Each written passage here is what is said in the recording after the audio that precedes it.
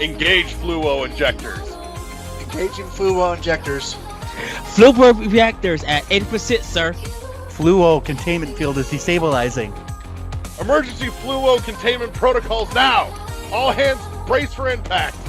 Brace for impact in 3, 2, 1.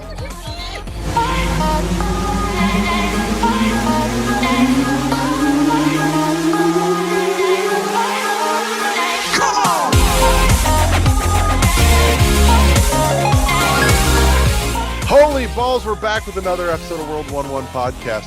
Before we dive in, a quick tease for the third half of the show. We're going to be taking a dive down the warp pipe and looking at games that have gone radio silent in development. So stick around for that. If you haven't already, you can and should gently caress the inner thigh of the subscribe button on your podcatcher of choice until it delivers you notifications when we give you new episodes every week. Also, in the show notes, there's a link to our Discord. Jump in and join the conversation with us. Quick shout out to our awesome sponsor, Imaginary Authors. More about them just before the break. Choose your fighter. I am, as always, your host, Raw to the Wall. Joining me this week is my homeboy and right-hand man, Josh the LeGroux. Yo.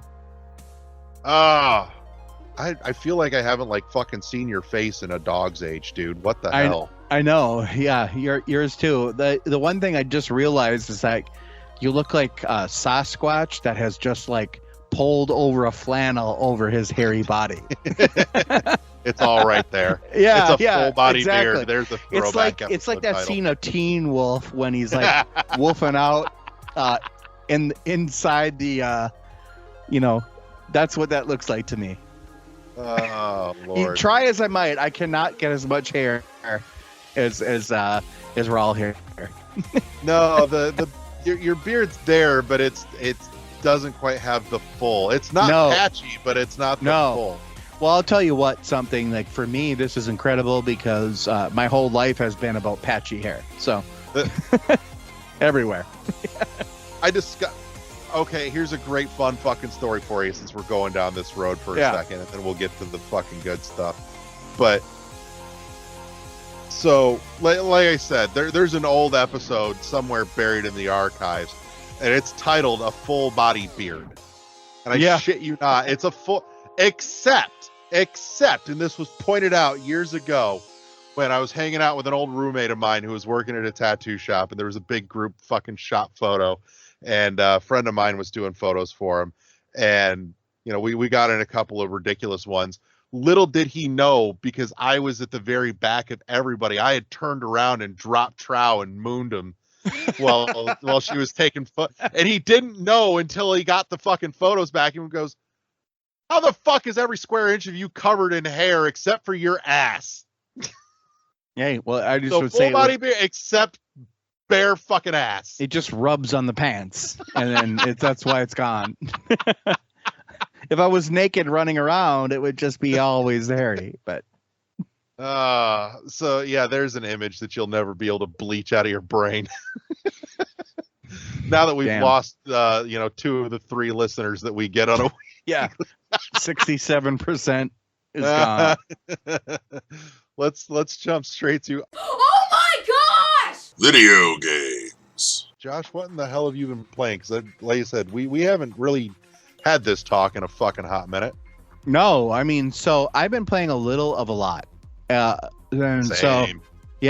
So I actually jumped back into Metroid Prime. Hey. On Switch. I decided, you know what? I'm going to try this again because when it first came out for the Switch, I started it, I kind of played it, I didn't complete it. And I just really wanted to get back into it. So I'm just going to restart it. Mm-hmm. I put about 2 hours into it. I'm liking it so far. I think I'm in the right mood, the headspace for it. So I'm just going to keep going with that. I'm also doing some old school stuff. So I am going through my Wii collection and my GameCube collection. And just kind of what do I have? And part of this is from a collection standpoint. What do I have multiples of for games? And then if I have 2 of them, I'm like, oh, I'm going to throw that in. So I threw in Mad World, started that again Ooh. on Wii. And a friend of ours, Rawls and I's, Wes, I had a second copy I found. So I'm like, oh, Yeah. Who wants this copy? And Wes is like, I'll take it. And so I'm like, okay. Right. So I'm sending it to him. So that's part of this is like I'm trying to go back through some of these older games and maybe not actually complete them, But at least get some time clock. put them in again, play a little bit, remember why they were good. And then if I have a double of them, I'm trying to put that aside. And so the main part is it's very selfish. I'm like making sure the discs work. Yeah. Right. Hey, that's as valid as anything else. Fuck Yeah, it. because I if I sell it or give it away, I honestly just don't want someone to say, "Oh, that asshole Josh, gave me something that doesn't work." Right. So I want to make sure it works. So I'm going through stuff. I've got about 5 games that I've kind of gone through again, and just kind of playing on that. I have, believe it or not, I let my as of today, my Game Pass subscription has lapsed. Ooh. And that only happened because my credit card expired. And the wrong, it was not some kind of Expiration like, yeah, the expiration date is wrong. And so, honestly, that was kind of the impetus for some of this stuff going through my old stuff. I'm like, well, I'll wait for the new card to come in because frickin' the card is delayed coming to me. And I can't guess, what the expiration date is. It doesn't work. So, I'm doing that. So I'm going through some of that stuff. I think in a day or two, I'll get back my Game Pass subscription, and then I'll be able to complete the games that I've been playing on there. But I also don't want to just buy them outright. Yeah. So I've got like 3 or 4 of those. So like Return to Grace, what I really am into it and I really like it. I love the old school kind of like adventure vibe from it. I get from it. That's for me is like the best. And so I want that. What else? I've got my PlayStation 5. So I have started again Drake Collection. I think it's called the Drake Collection, but it's the the Isn't it collection like 1, 2, for and 3. Yeah, it's got like just the stories of Uncharted on it, Right. and 1, 2, and 3. And you're right. I think so I've got that disc actually. Yeah, it's a great. If you're just getting into PlayStation, that's a great game to just picked get. that one up for Zoe, as a matter of fact. I do Yeah. have that disc. I picked it up for Zoe because that was one that So- I know that they would be into. Sure. I get that. I get that from that standpoint, why they would like that.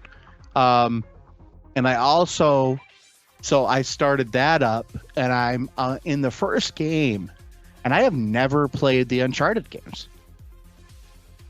And I have That makes me feel any better. no. I mean, because I've been really an Xbox guy, and so I really started like Uncharted Drake's Fortune, and I'm like 2 hours into that, and I'm like, this is really good. Mhm. And I'm enjoying it. So, and I know for me, if you guys have followed some of the stuff I've said on this podcast, like for me, this is a lot of games to play. It's It is. taking a long time, but I'm going through it very methodically, very slowly, and I actually happen to like it. So I'm just keep it rolling until something like falls off. But right now, I think it's good. I'm really kind of ramping up, I think, to play some more PlayStation stuff again. Mhm. I just haven't more PlayStation centric stuff, especially because on the PC now, you can earn some kind of trophies. Mm.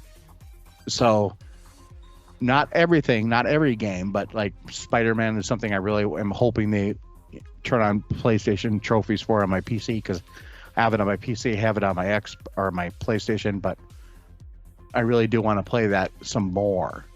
Right. I just haven't got into it. So right now I'm just kind of trying to finish those 3 things. Like I'm trying to do Return to Grace, finish that up.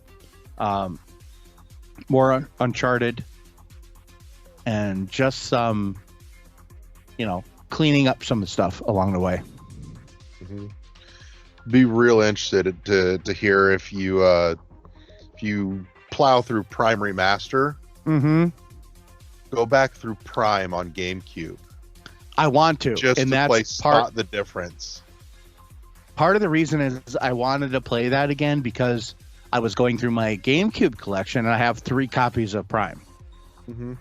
And part of that is I want to just not 3 copies of, the 3 games, but literally I have 3 separate copies of Prime Remastered.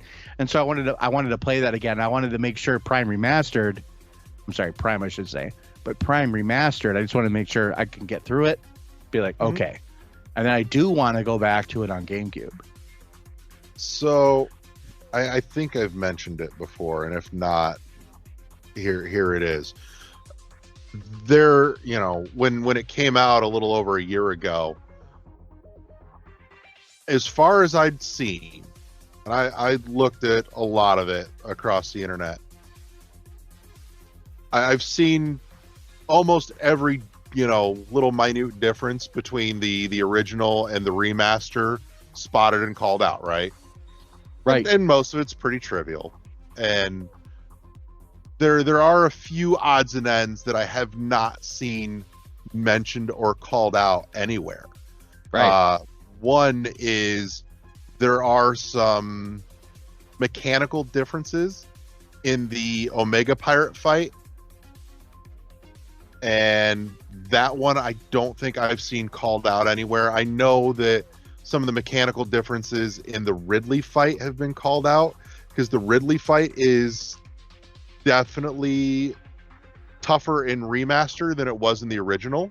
Okay. Because a few things have been nerfed or gimped.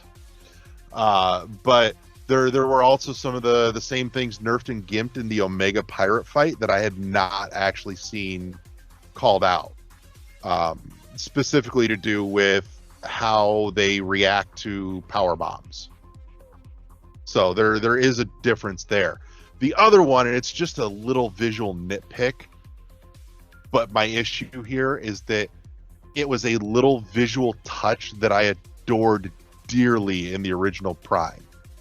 And that's when you get the boost ball in the original GameCube, when you charge up the boost ball, you can see inside the Morph Ball shell, you can see a separate mechanism winding up that then releases to create the momentum for the boost ball. That's gone in the remaster. It was real subtle and barely noticeable, but once you know it's there, you can never unsee it. Right. And so not seeing it in remaster, I'm like, what the fuck? Like, you took out, even though it's small, that's a thing that actually mechanically makes this thing make sense, and you removed it. And it bugs me. Okay. Like, if nothing, go watch somebody's Let's Play of the GameCube version and look for it. And like I said, you got to look real carefully to see it, but it's there. I swear to God, I have not hallucinated this.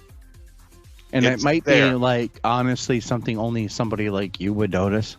Probably. Raul is noticed a it, and mega I know fan. it's not there. No, Raul's a mega fan on Metroid shit. So, But yeah, it's gone, and I was like, I'd not seen anybody else call out that difference.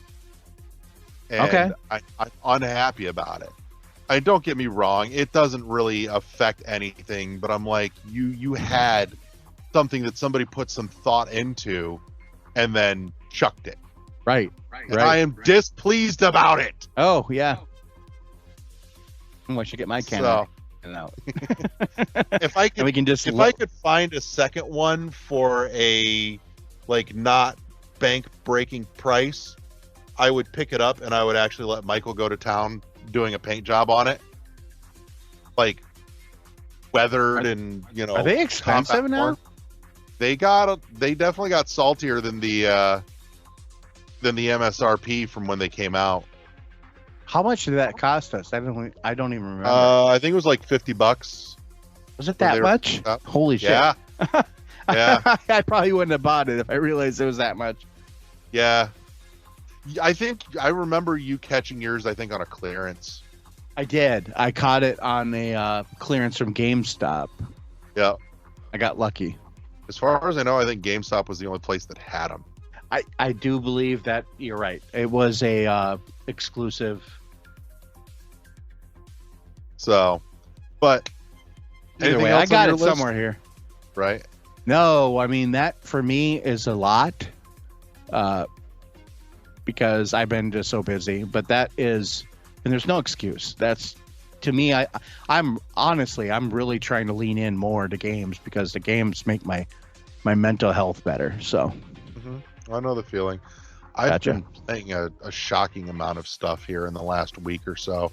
Okay. So a couple of days ago, this is probably the most recent of the bunch, but a couple of days ago, I started digging into Super Hot Mind Control Delete. Oh, nice. And I'm not going to lie, I can't say that I've really pulled out and deciphered what they're doing Different? with the story. I can pick out the differences here. I just haven't figured out where they're taking the story, because honestly, the story in Super Hot is one of those things that you really kind of have to dig for Yeah. if you want it. Like it's buried with layers and layers to get down to it. But in terms of mechanically, they took the foundational base of Super Hot and gave it a semi-rogue treatment, Right. where they're kind of, presenting various areas and stages, and they'll toss you in and randomize where the red guys are coming from and what they're equipped with, and you get to pick up some temporary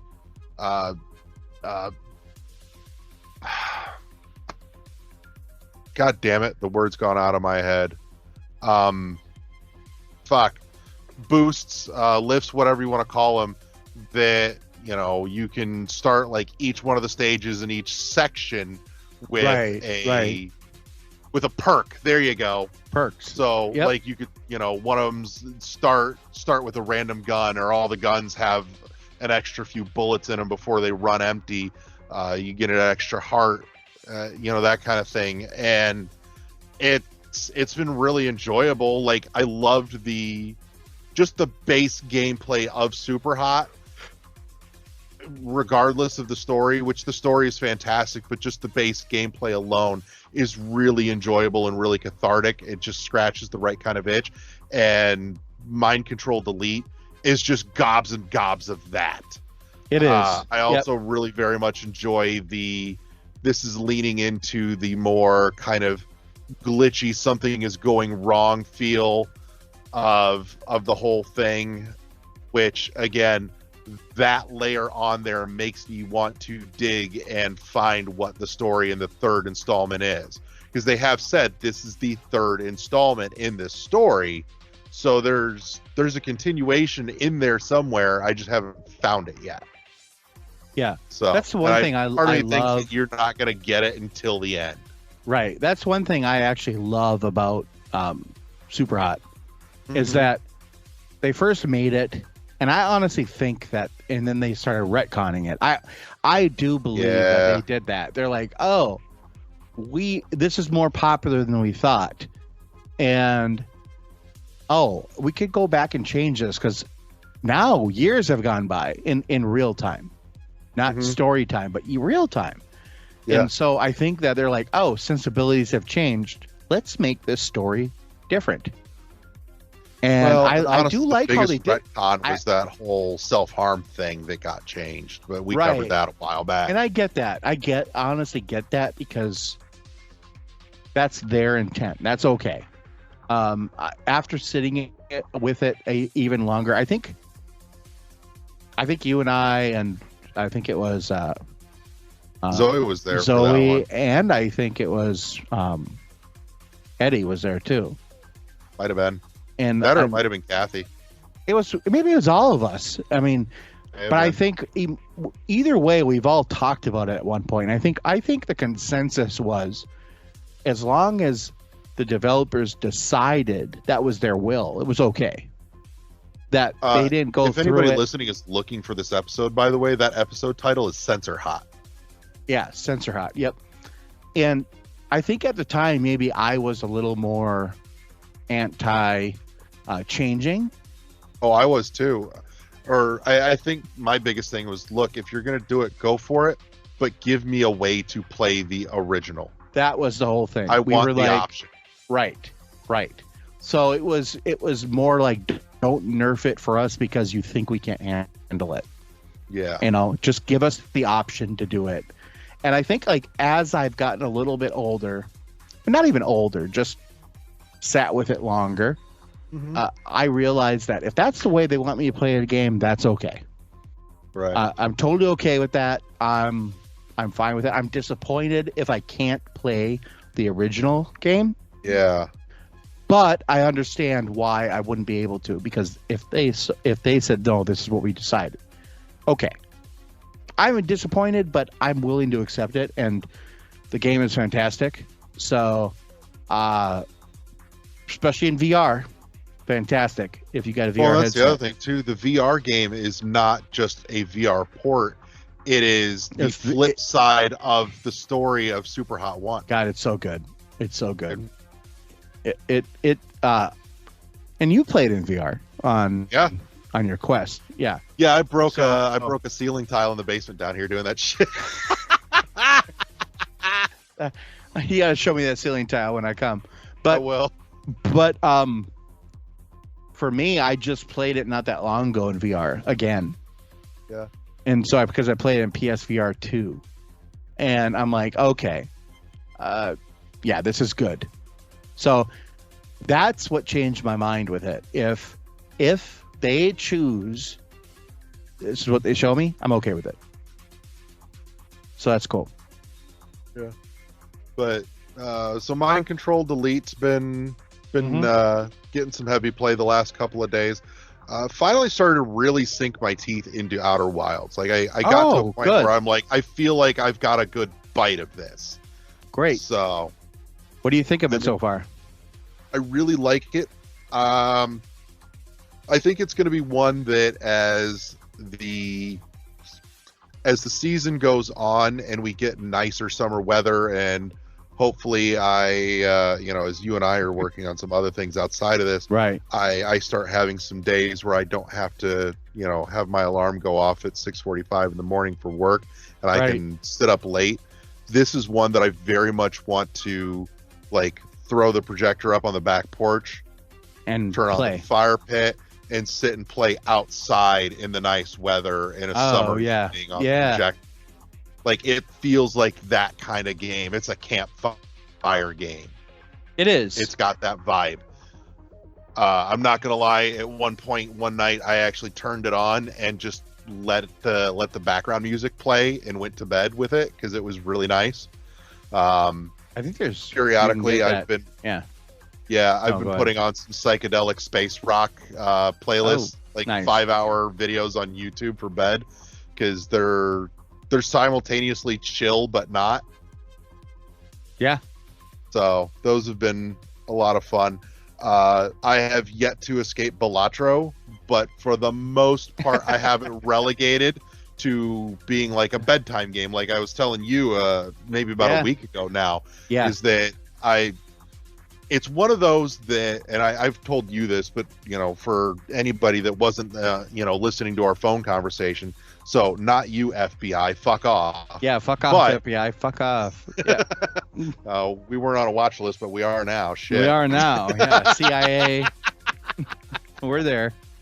Just a couple overweight, Coming at you middle-aged, live from our cave. overweight, middle-aged gentlemen talking about Balatro. Fucking card game. Yeah.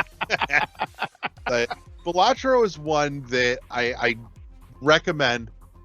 Fire it up when you're good and awake and you're ready to like soak in the how-to and learn the game. But once you know the mechanics and you've got the basics, it's great for bedtime.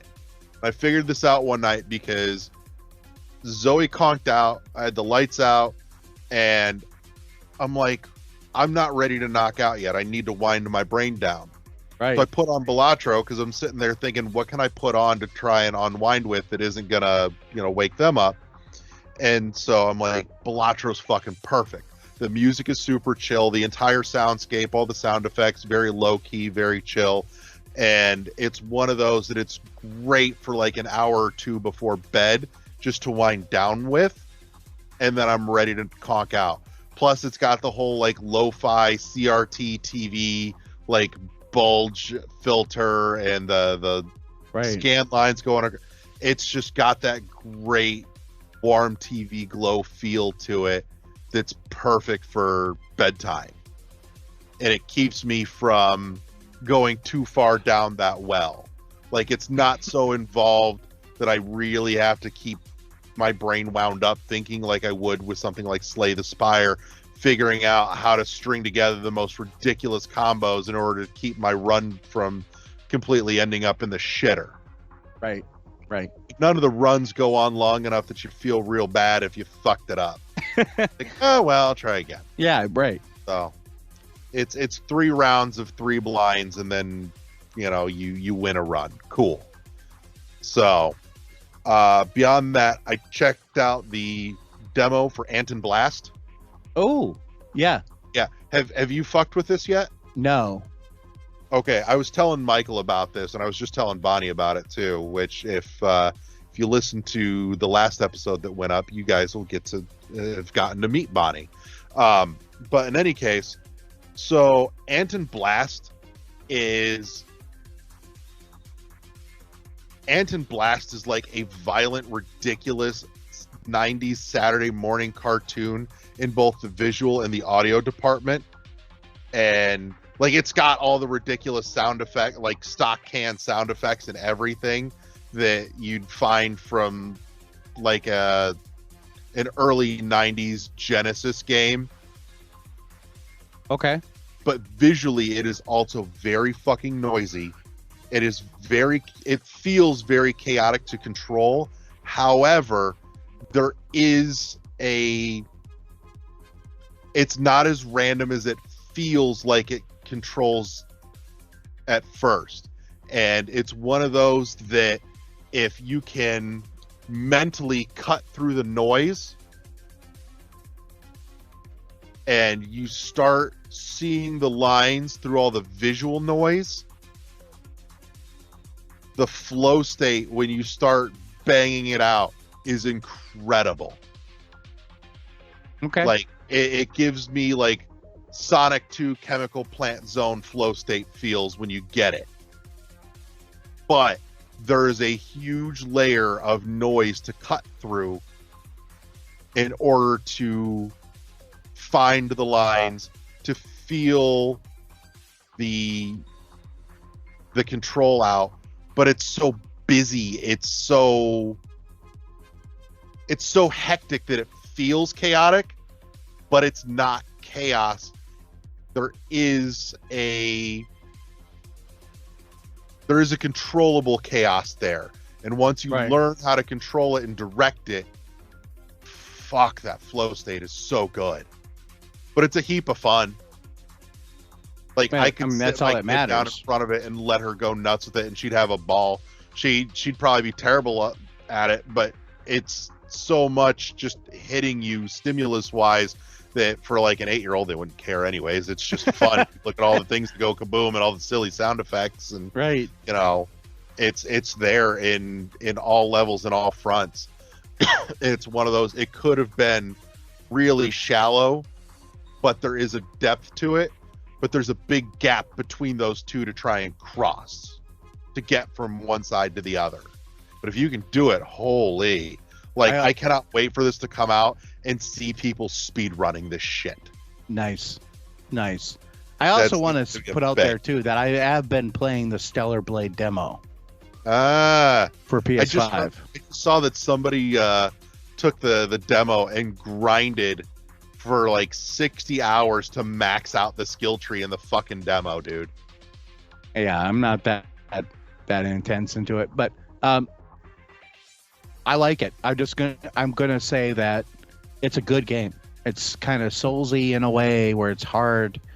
The soulsy part of that game is the combat, where it's not that it's hard, it's that you have to parry, you have to dodge, you have to actually learn the combat stuff. So I like it. So that's one thing I'm going on too. So if anybody is on the fence about that game, pick up the demo, because the demo is free and you might as well, right? Yeah, at least we're not paying for demos yet. Mm-hmm. But which, speaking of, by the time this episode drops, it will be out, and it's on my hit list for this week.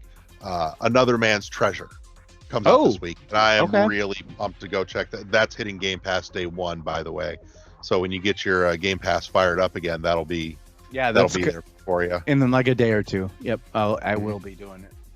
I've got a few others, but I'm going to shorten this for time's sake, and I'm going to leave it with one last big one that I've really put some time into, and been enjoying so far. And actually, Zoe and I were playing it together, and that's Harold Halibut. Oh, okay. Harold Halibut is,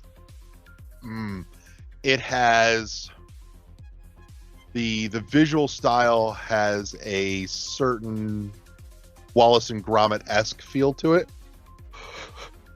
The cinematography is gorgeous. Like the lighting, all the work that went into it is beautiful and is showcased spectacularly.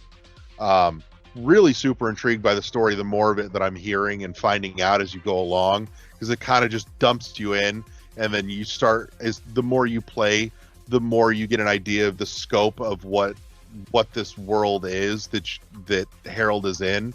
And it is very much the story, at least so far, the story of the downtrodden 9-to-5 worker who's just like, God, this all sucks. Yeah. And boy howdy, you're right from the jump, they're playing with themes of like late to end stage capitalism, and it's good. The voice acting is excellent. The writing is really good. It's got that kind of, I don't know if surrealist is quite the right way to put it, but it's definitely got that slightly off-putting, something's not quite right feel to the writing and the characters and the world and the design, kind of the same way that the movie Poor Things does. Like something's a little off-center kind of deal. Sure. Not enough for like everything to be totally like what the fuck, but just enough that when something happens, you're like, fuck was that? Yeah, you're like, WTF. yeah, very much so. Solid recommendation for anybody that likes old school point and clicks. It's that family of games. So I know you and I are in that camp, so definitely I would say put that on your hit list. I will, yeah. So, but a couple of others that I've been dipping into: Lego 2K Drive, a little bit more Botany Manor. I've started a little bit of Spiritfarer and dicked around with some TMNT Shredder's Revenge, but not a ton of either of those. Honestly, out of those, in the last week, Lego 2K Drive has probably gotten the most time out of those, but even then it wasn't a lot. It was just enough to kind of dick around with. I will say Lego 2K Drive feels like a lot of fun. I wish that it wasn't a hop around the map kind of thing. I'm like, let me just pick some missions and go. I don't want to free drive all over the place looking for shit kind of thing. But other than that, like once you get into it and you're doing like actual mission races and stuff, it's a lot of fun. It's not super deep in the weeds. You can, for the most part, just kind of jump in and go, and that's what I want. If anything, I want it to feel more arcadey than it is. Right. But it already is fairly arcadey. So, but we'll close that out there. Quick word about our awesome sponsor, Imaginary Authors, helping you up your scent game with fragrances for guys, gals, and non-binary pals. Check out everything from their perfumed oils and candles to the bar soaps, which are awesome, to all of their perfumes and colognes themselves. My one of my growing favorites is the Memoirs of a Trespasser. It's kind of like a mellowed out version of a City on Fire, which a City on Fire is already a head turner, panty dropper, certified. It's happened. So I can stamp that. It's happened. Yep. So I think that might be too much info here. I'm not saying whose. I'm just saying it's happened. No, I get it. But- Yeah. But yeah, link in the show notes down below. Go check them out. And if you're not sure, and you think this might be something, but you're not sure, sample sizes, couple bucks a pop. Yeah. Put together a little sample pack. It's awesome. You can try a whole bunch. Yeah, and I can attest to that because I have actually ordered one of their sample stuff, and I'm I love curious, it. What'd you get? What'd you think? I got like 5 different samples. I let Mel pick them, and I don't remember Okay. all the names of them. You got a they're favorite not out of the all. batch? No, That's all right. but That's all right. No, they're fun. all really good. They're all good. That's the thing. Like it's hard Yeah. to pick a really favorite, and Mhm. so to be honest, the samples are very generous. Yeah. You know. So I mean, the sample sizes are great too. For like, I actually keep like an extra sample just for when I'm out and about. And, Yeah, I want to re-up and because they are beautifully like pocket size. It's a little 2 milliliter sample for a couple of bucks. Goes great in the pocket. So Yep. that way, instead of carrying around, a $50 or $100 bottle, you've got a little extra something on Mhm. the go. So one of the other awesome things that I've found too is that, like I said, Zoe loves City on Fire on me, and every once in a while, if they've had like a rough day, and I know before they get home, I'll actually it's raw on fire. I will Yeah. I'll spritz a little bit of it on their pillow and on like their favorite comfort Ah. stuffy. So when they come home and curl up into bed, You're not even playing that fair anymore. immediate comfort and just feel better feeling. It's not even to get. It's just No, it's an instant comfort. yeah, but you're not even playing fair anymore, dude. You're like you're like stacking the deck now. Yeah. Hey, So- but as long as they're happy with it, Hey, pro tip for everybody out there. yeah. You're welcome. Yep. All right. Well, that's enough of that. Let's hit the break so that we can get to Radio Silent Games. So we'll see you guys in the third half right after the break. And we're back with the third half of the show. This week we are taking a dive down the warp pipe. Oh, wow. Love these pipes.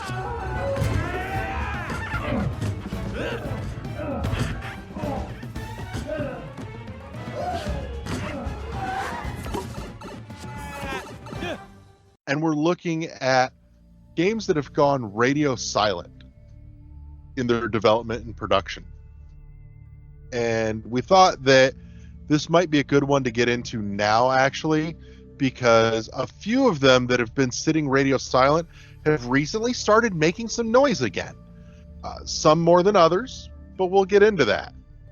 So, just to kind of lay the groundwork here, some of the ones that we had on the list that we were thinking about when this topic came to light were Metroid Prime 4, Elder Scrolls 6, Hellblade 2, Silksong, Skull and Bones, Beyond Good and Evil 2. These are all ones that have been in development for years with almost no updates, no news, nothing. And obviously a couple of those recently have had some news pop out. Some of the one of them more so than the other, but we'll get into that and kind of see what that looks like and what that does for them differently in terms of coming out of that radio silence. So let's take a look at, you know what, let's start with the elephant in the room. Probably the biggest one is Silksong, because every single time there's a Nintendo Direct, everyone gets out the clown makeup and the wig and the nose, as has become the running joke for years now, ever since Silksong was announced as a standalone game. But Silksong has just recently gotten an update, and we actually got an update on Silksong about 2 years ago that did not pan out the way I think anybody had hoped for, which was that Microsoft announced that Silksong was going to be out and available on Xbox by, what was it, June last year? And then obviously that never fucking happened. The presentation said everything would be out within the next 12 months of that presentation. Yep.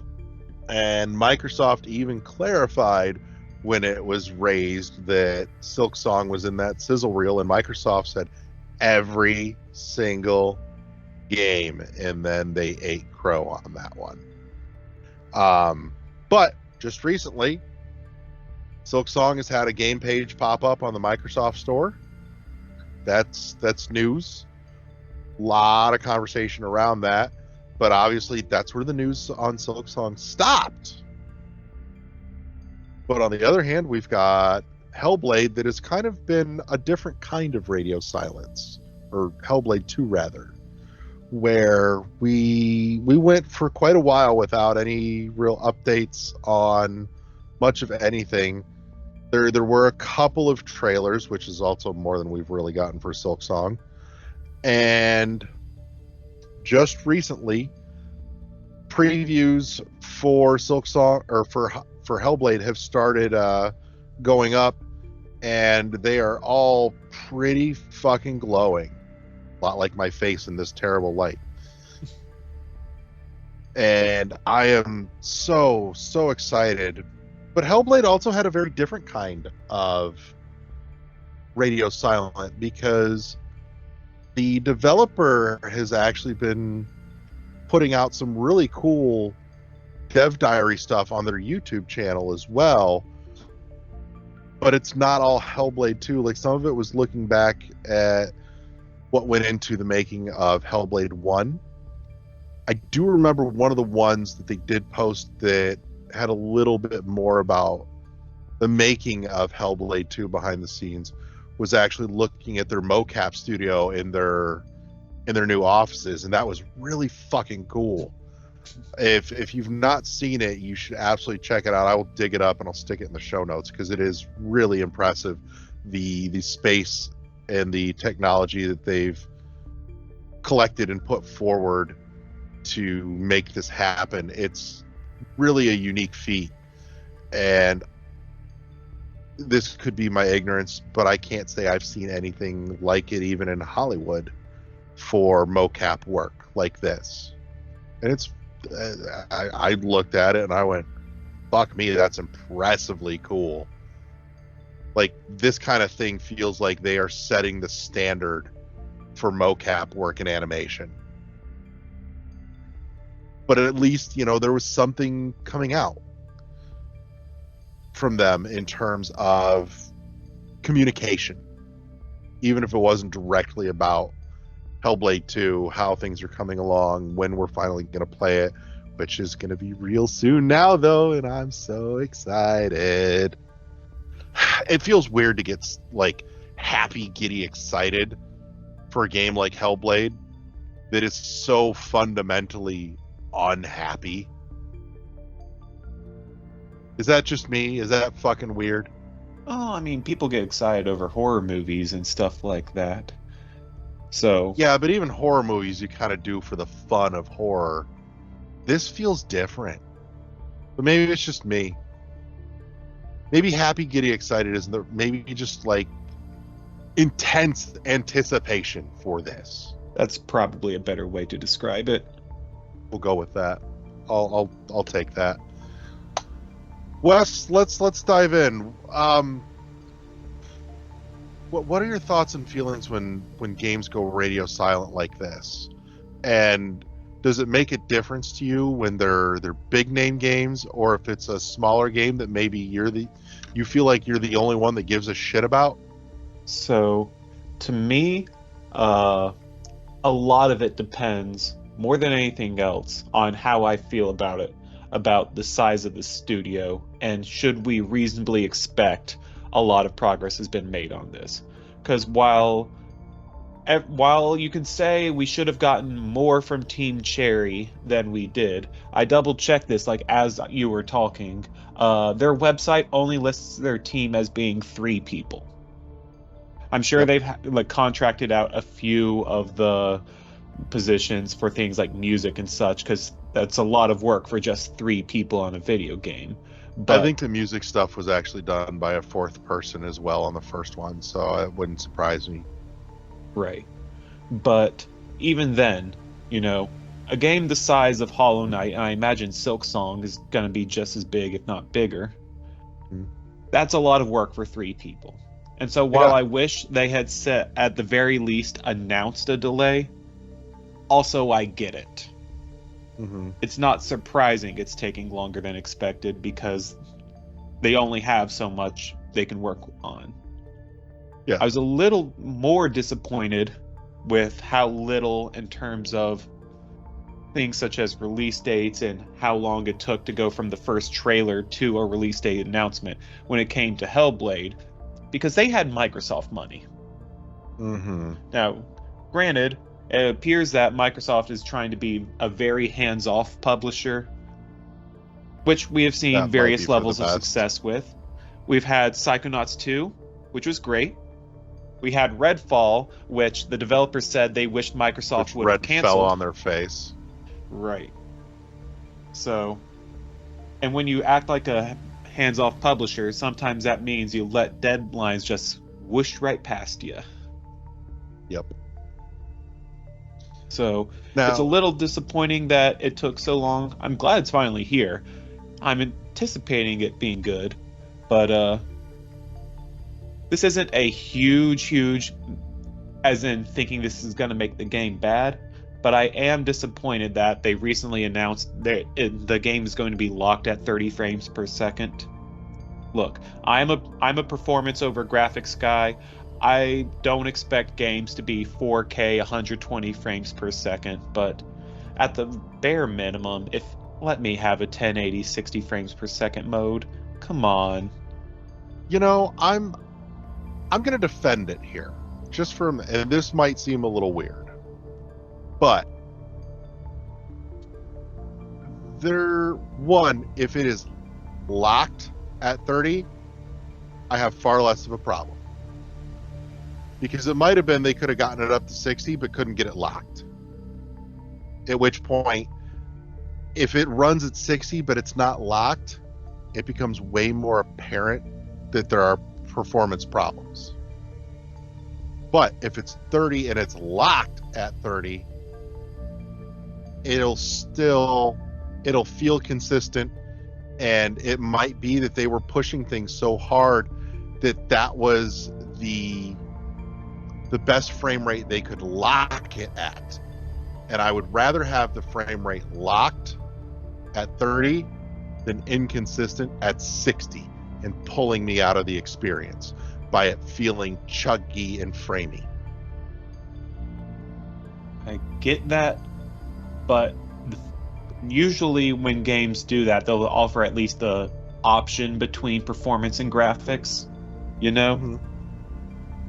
And I- so, I suspect that there is an artistic choice being made in not offering that.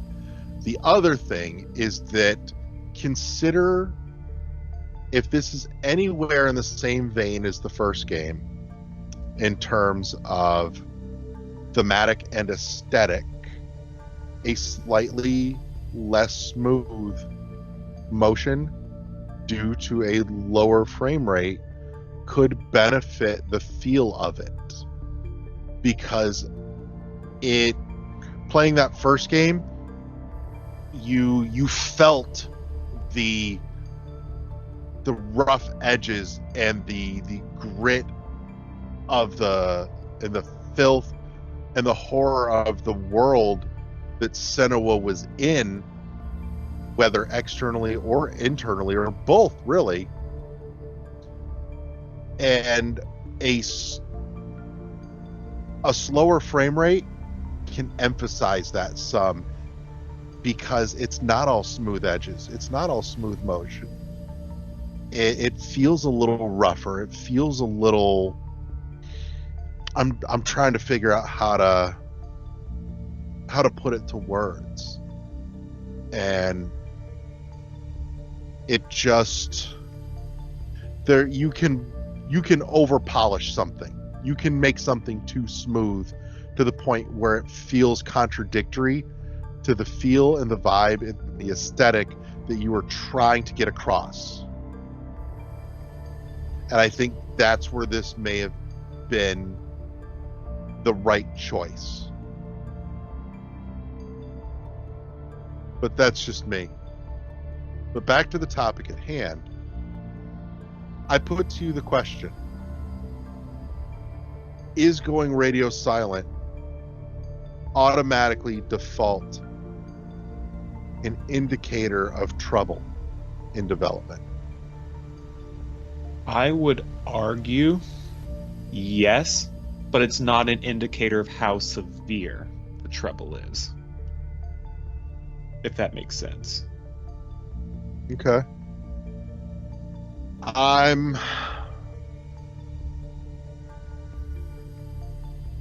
don't think you and I are on the same page on that front, but I'll elaborate. And I don't think you're entirely off the mark either. Like, history has shown that there is good reason to be concerned when a game goes radio silent in development and production, but I don't think it should be taken as an automatic indicator of problems. I don't necessarily mean a problem with the final product, more so a problem somewhere along the path with development. Just Right. making sure we're in agreement on there. Mm-hmm. I think I'm with you. That's a worthwhile distinction to be made too, because there have been a lot of games that went radio silent and ended up in development hell that came out the other side, to the point where, or in a state where you're looking and go, yeah, we probably should have just let this one go. The obvious example being fucking Duke Nukem. The more recent example being fucking Skull and Bones, which you raised earlier.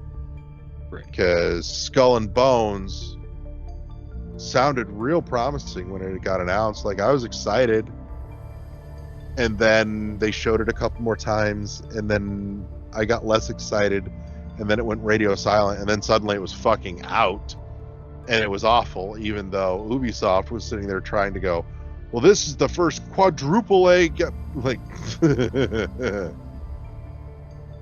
which I feel like that level of lack of self-awareness does not bode well for their other radio silent development hell game, Beyond Good and Evil 2. Did you hear CD Projekt Red's response to the quadruple A thing? No, I missed it. They Do said tell. from now on, we are only going to develop quintuple A games. You mean like Cyberpunk? In their defense, they did fix Cyberpunk. They mostly fixed Cyberpunk, but there was a lot of lying about it. Yeah. And that... I feel this might be a discussion for another time, but at least they didn't double down on it, like Ubisoft did with the final product for Skull and Bones. Yeah, there is that. But there was definitely a whole lot of shady shit all the way up until release day. Anyways, but no, you raise a very important distinction, though, is that there may be trouble somewhere in the development line, but that does not inherently mean that we should be concerned about the final product. The history does also bear out, though, that more...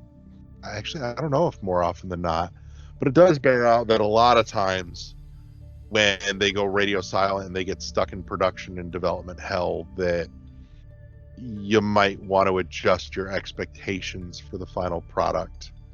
And I think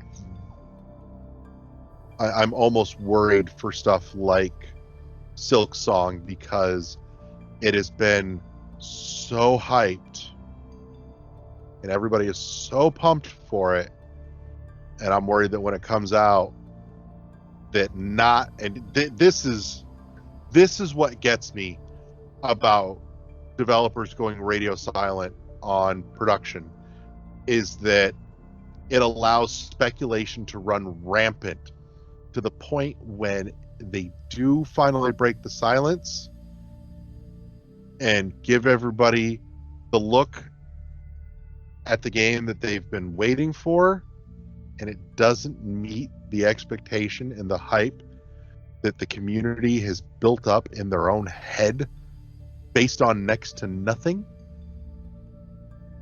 that it then gets unfairly judged rather than being looked at and taken on its own merits. It's weighed against years of wild speculation and hopes and dreams, unchecked by reality.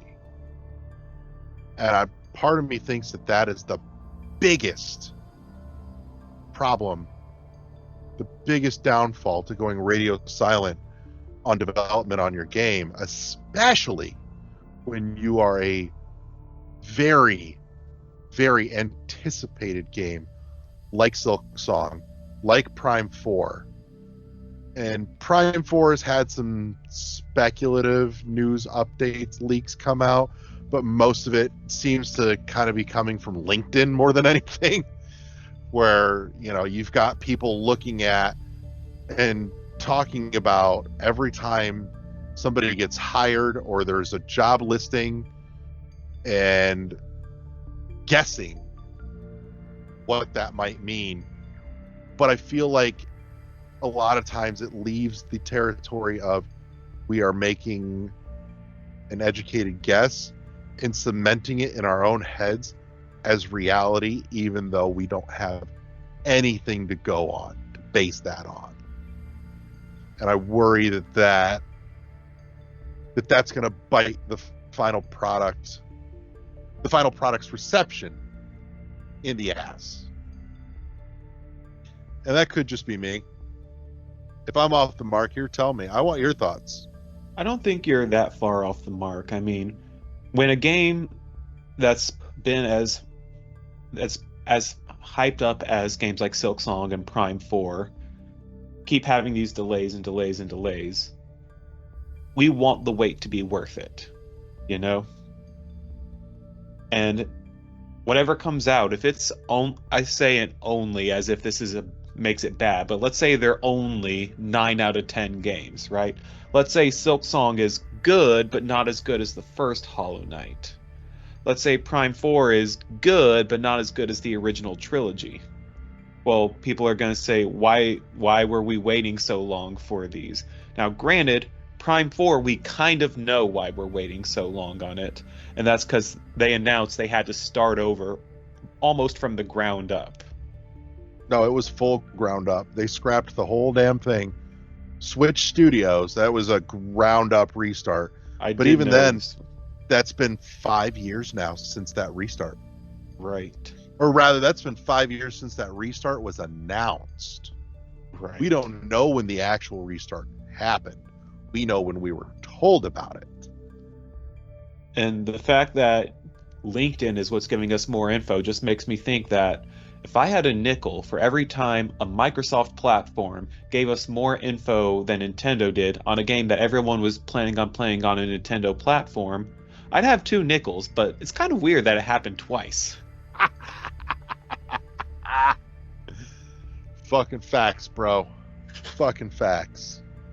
Now, here's another fairly recent example, though, where we can look at the final product and I can point to it and go, this is exactly what I was talking about.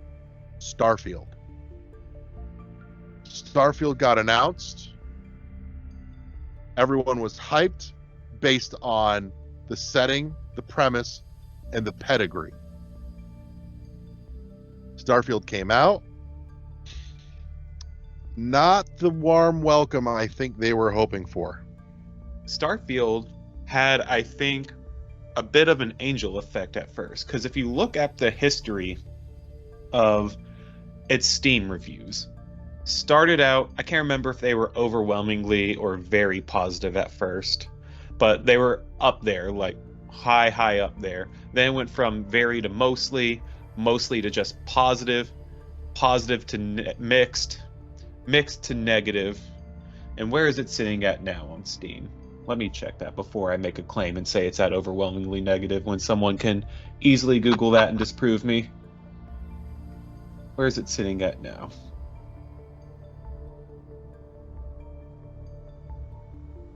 Flip side, though. It made it back up to mixed. Okay. On the flip side, though,